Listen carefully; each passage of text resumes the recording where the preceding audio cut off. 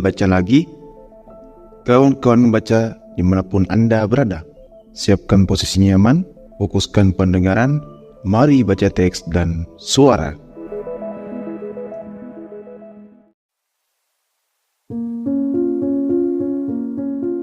Audio teks by El Baca, berdasarkan buku The Psychology of Self-Esteem, karya Nathaniel Branden, episode 4, Krisis Diri dan Sumber Kehancuran Harga Diri. Awal dari keretakan batin. Branden berkata, kehancuran harga diri tidak pernah terjadi sekaligus. Ia tidak meledak seperti badai, melainkan merembes perlahan, dimulai dari saat-saat kecil ketika kita berhenti jujur terhadap diri sendiri. Mungkin saat kita mengatakan, ya, padahal hati ingin berkata, tidak. Atau ketika kita menipu diri, meyakinkan bahwa kita bahagia, padahal sesungguhnya kita merasa hampa. Dalam momen-momen seperti itulah, kesadaran kita mulai kehilangan pijakan. Dan seiring waktu, jiwa yang dulu kuat menjadi lemah, bukan karena tidak mampu, tetapi karena kehilangan rasa hormat terhadap dirinya sendiri.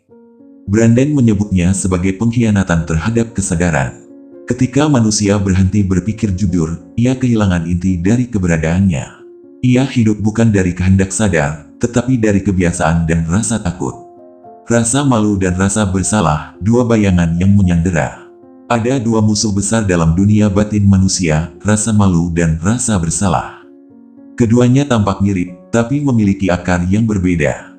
Rasa bersalah muncul dari kesadaran moral, ketika seseorang menyadari bahwa ia telah berbuat salah. Namun rasa malu lebih dalam, ia muncul dari keyakinan bahwa dirinya sendirilah kesalahan itu. Rasa bersalah bisa menjadi pintu menuju perbaikan. Namun rasa malu, ketika dibiarkan tanpa kesadaran, menjadi racun yang perlahan melarutkan harga diri.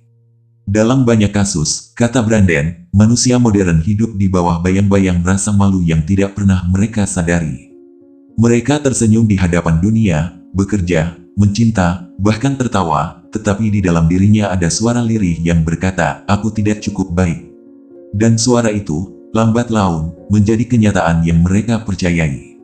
Hidup dalam kebohongan, luka yang tak terlihat. Branden meyakini, setiap kebohongan terhadap diri sendiri adalah sebuah luka kecil bagi harga diri. Kita mungkin berbohong untuk alasan yang tampak masuk akal, untuk melindungi diri, untuk menghindari konflik, untuk menjaga citra di hadapan orang lain. Namun setiap kali kita menyangkal kebenaran yang kita tahu, kesadaran kita terpecah sedikit demi sedikit. Sampai akhirnya, kita tidak lagi tahu siapa diri kita sebenarnya. Kita menjadi manusia yang hidup dengan dua wajah. Yang satu di depan dunia, dan satu lagi tersembunyi di dalam hati. Krisis diri terjadi ketika kedua wajah itu saling bertentangan, ketika kita menjalani hidup yang tampak normal, tapi di dalam batin kita tak lagi percaya pada makna dari setiap langkah. Inilah tragedi yang paling tenang, kata Branden. Manusia yang tampak hidup, tetapi kehilangan percakapan dengan dirinya sendiri. Dunia modern dan kehancuran harga diri. Kita hidup di zaman yang menilai manusia dari performa dan penampilan. Dari nilai, jabatan, kekayaan, jumlah pengikut, dan bentuk tubuh. Segalanya diukur, ditakar, dan dibandingkan. Dalam sistem seperti ini, harga diri seringkali kehilangan makna aslinya. Ia bukan lagi kesadaran tentang nilai diri, melainkan sekadar skor sosial yang harus dipertahankan. Branden mengingatkan, harga diri yang bergantung pada penilaian luar tidak pernah stabil. Hari ini kita dipuji, besok kita dilupakan. Dan di antara dua ekstrim itu, jiwa kita terombang-ambing tanpa arah. Manusia modern, kata Branden, sedang mengalami krisis eksistensial yang tenang karena mereka tidak lagi tahu bagaimana mencintai diri sendiri tanpa persetujuan orang lain.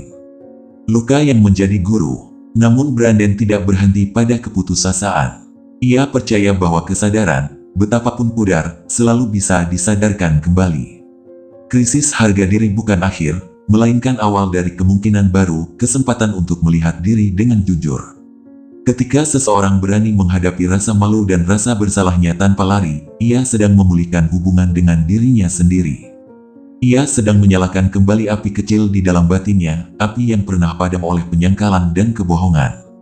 Branden menulis, harga diri tumbuh dari keberanian untuk melihat kenyataan apa adanya, termasuk kenyataan tentang diri sendiri. Dengan kata lain, pemulihan bukan soal mencari pujian, tetapi tentang keberanian untuk berkata, "Ya, aku pernah jatuh, tapi aku masih di sini." Saat kita menyapa diri sendiri. Bayangkan, kawan, suatu pagi yang tenang. Kita menatap bayangan di cermin, bukan untuk menilai, tapi untuk mengenal kembali seseorang yang pernah hilang, diri kita sendiri. Di sanalah titik balik itu terjadi. Saat kita berhenti menipu diri, berhenti berlomba dengan dunia, dan hanya berdiri sebagai manusia yang ingin hidup dengan kesadaran penuh. Itulah awal dari penyembuhan. Itulah momen di mana harga diri mulai tumbuh kembali, perlahan namun pasti, dari kejujuran, dari pengakuan, dari keberanian untuk memeluk diri sendiri tanpa syarat.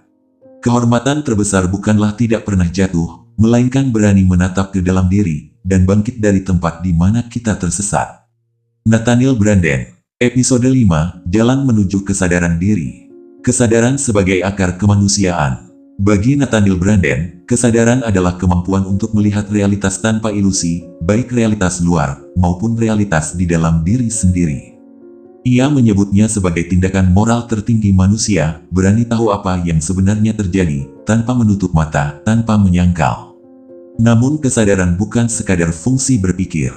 Ia adalah sikap hidup, cara kita berhadapan dengan kenyataan, dengan jujur dan lembut.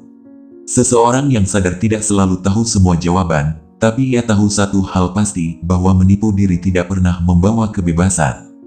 Branden percaya, setiap kali manusia menolak melihat kebenaran, ia sedang menolak bagian dari dirinya sendiri. Dan setiap kali ia memilih untuk jujur, meski pahit, ia sedang menyembuhkan diri. Kesadaran, dengan demikian, bukan sekadar alat berpikir, melainkan jembatan menuju cinta diri yang sejati. Kejujuran, langkah pertama kembali ke diri. Branden menulis bahwa langkah pertama menuju harga diri adalah radical honesty, kejujuran radikal terhadap diri sendiri. Artinya, berani melihat semua yang kita sembunyikan, rasa takut, rasa bersalah, keinginan, bahkan luka yang belum pulih. Kita sering menghindar dari diri sendiri karena takut apa yang akan kita temukan. Namun justru di sanalah pemulihan dimulai. Kejujuran bukan tentang menghakimi diri, melainkan mau mengenal diri apa adanya.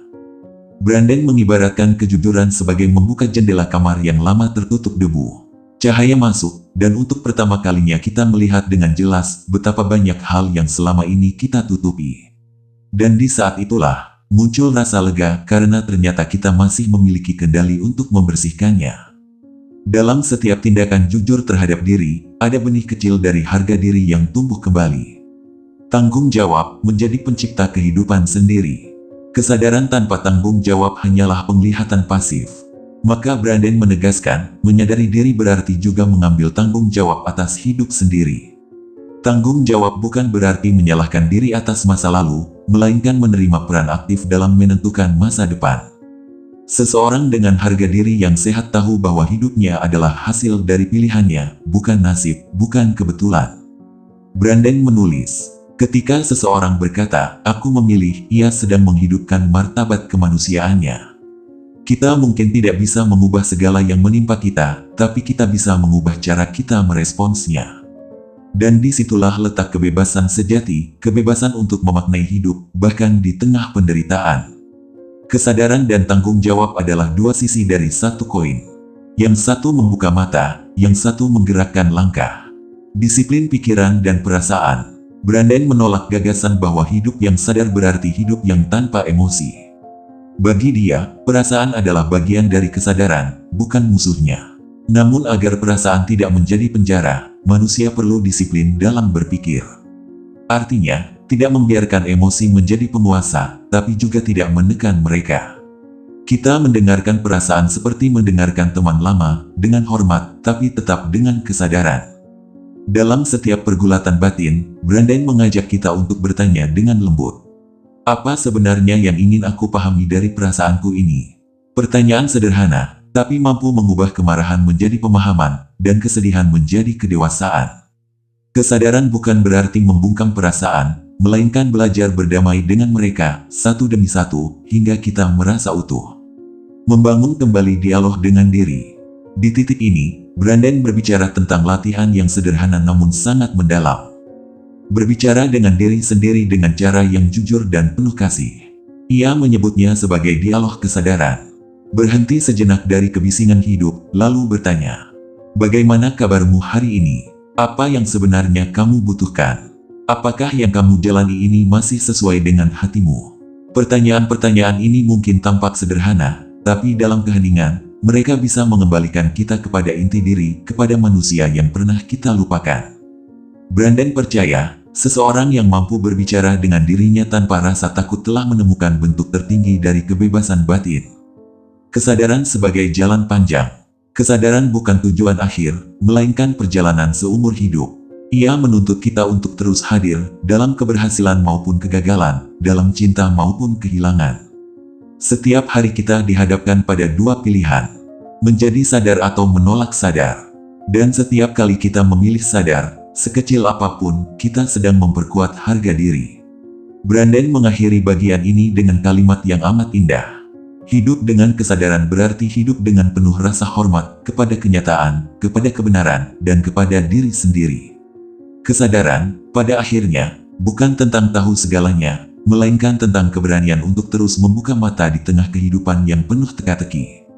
Dan dari situlah lahir ketenangan yang sejati, ketenangan karena tahu bahwa kita sedang hidup sepenuhnya, dengan jiwa yang terjaga.